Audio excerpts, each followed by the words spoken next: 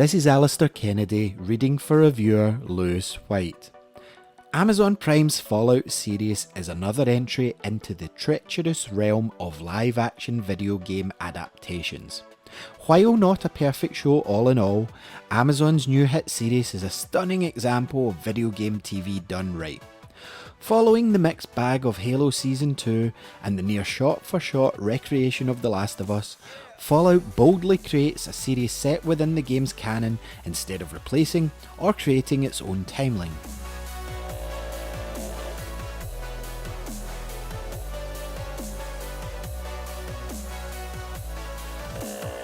An 8-episode affair, Fallout follows 3 protagonists through the post-apocalyptic wasteland over 200 years after total nuclear annihilation ravaged America.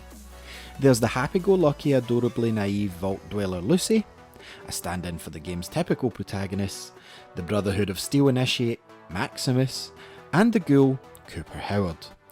Each character's story revolves around one central key item, a device that has the potential to change the wasteland forever.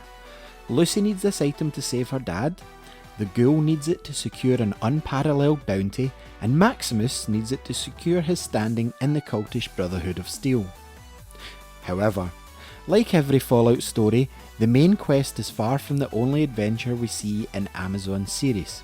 As the ghoul tells us partway through the series, the wasteland has a golden rule: thou shalt get sidetracked by random bullshit every goddamn time.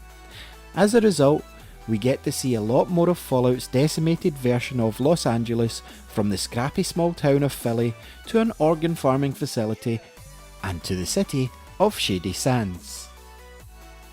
Amazon's Fallout show is a remarkable adaptation in that it feels like it actually belongs to the Fallout universe. It's not like, say, Illumination's Super Mario Bros. Movie, where the iconography is perfect but the story takes weird changes for a more Hollywood feel. It's Fallout through and through, with hilarious dark humour, political satire, over-the-top hyper-violence, and a surprising reverence for its source material. That's not to say that Fallout Season 1 feels entirely like a straight-up entry into the decades-old game series. There have been obvious concessions for TV, with a surprising amount of time spent in pre-blast America, focusing on the life of the ghoul before the bombs dropped in LA. We get to see the creation of the iconic vaults, who Vault Boy is, and even an explanation of who the voice of the Rob Cole Mr. Handy Robots is in the universe. This is where it becomes rather apparent that the series is more Fallout 4 than Fallout 2 or New Vegas. There's a fascination with pre-war America and how the world became the way it did that has become more prominent in recent years. It's an interesting take, and one that may actually work better for a TV show format than Fallout 4's gameplay. The only bad part of Fallout is that it does feel like just the start of a main quest rather than a full adventure. As you near the end of the season, it becomes apparent that the full story is dependent on more seasons being greenlit, something that has, thankfully, already been confirmed.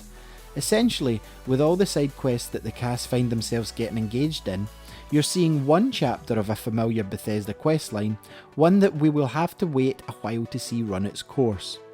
The Fallout TV series also contains a slew of references that will appeal to long-time fans of the franchise.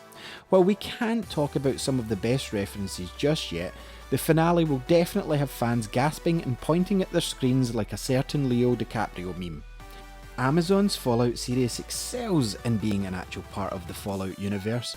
While it offers more explanations than maybe fans actually care about, its main story simply feels like an exploration of the treacherous wastelands across areas you've yet to see in the main games.